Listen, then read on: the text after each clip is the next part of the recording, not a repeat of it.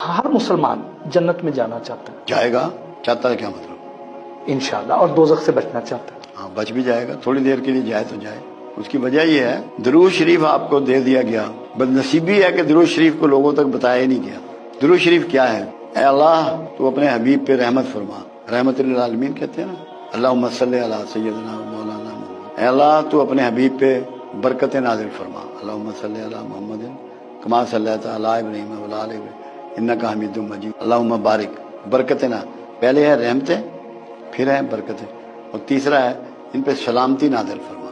یہ تین دعائیں ہیں جو اللہ ہر صاحب ایمان سے اپنے رسول کو دلوا رہا ہے۔ کیا رسول آپ کی دعاؤں کے محتاج ہیں؟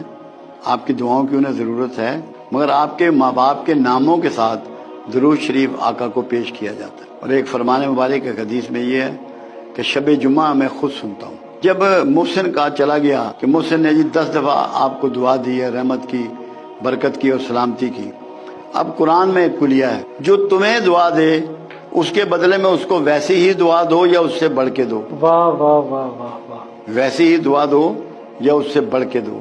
جب رسول اللہ پر آپ کی دعا پہنچی، ان پر یہ پابندی آ گئی قرآن کے مطابق، اس کے بدلے میں وہ آپ کو اس سے بہتر دعا دے۔ واہ، جی، کمال، جس کا دعا گو رسول ہو وہ دوزخ میں جائے گا؟ بالکل بھی نہیں۔ پھر قرآن ایک بات اور کہہ رہا ہے، کیا ہو گیا ان لوگوں کو جو اپنی جانوں پہ ظلم کر بیٹھے؟